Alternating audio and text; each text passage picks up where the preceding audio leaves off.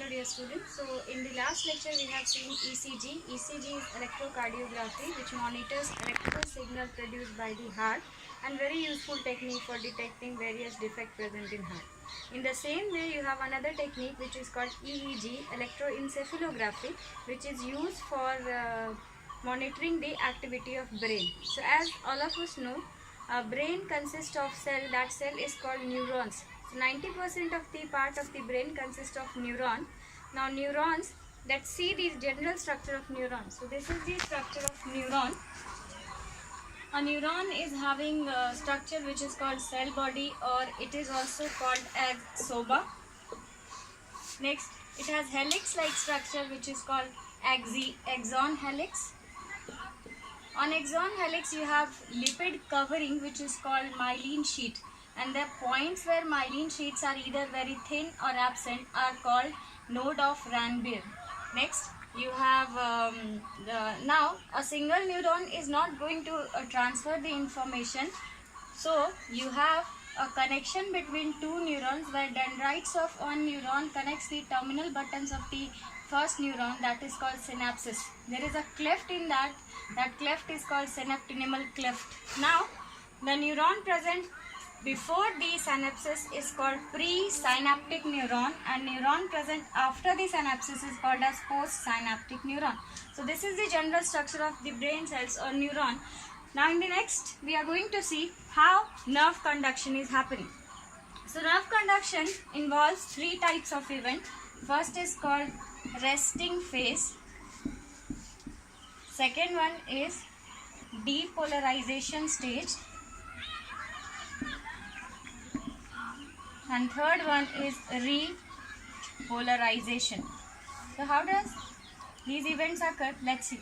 So first of all, what happens if any kind of stimulus is not present? Any kind of stimulus is not present. In that case, what will be happening? Neurons will be in the resting phase. In that condition, sodium is going to pump out and potassium is going to pump inside. So 3 molecules of sodium will be pumped outside, and two potassium atoms are going to pump inside. Due to this pumping of sodium and potassium across the membrane, there will be a difference in potential across this membrane, and that difference is called as potential difference. As you can see, I have shown outside the membrane electronegative and inside the membrane electropositive, because inside the membrane concentration of potassium is more, which is more electropositive as compared to sodium. So inside it will be electropositive and outside it will be electronegative in case any stimulus is not present. Now what happens if any stimulus comes into contact with the neurons? Upon encountering any stimulus, this channel is going to pump reverse, means it will start pumping sodium inside and potassium outside. So situation will be reversed.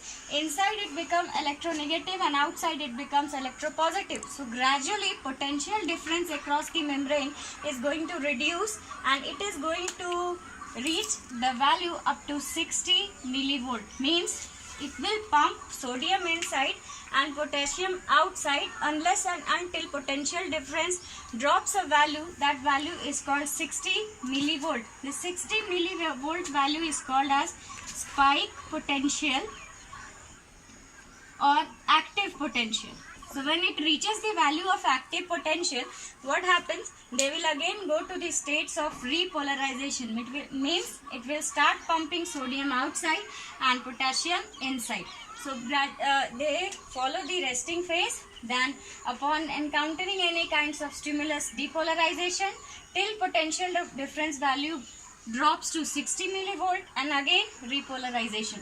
So as you can see, conduction of nerve impulse is associated with change in the potential difference across the membrane. Now after this, in the next session we are going to see how this makes the basic principle of electroencephalography, and we'll also see the historical perspective of ECG. Thank you.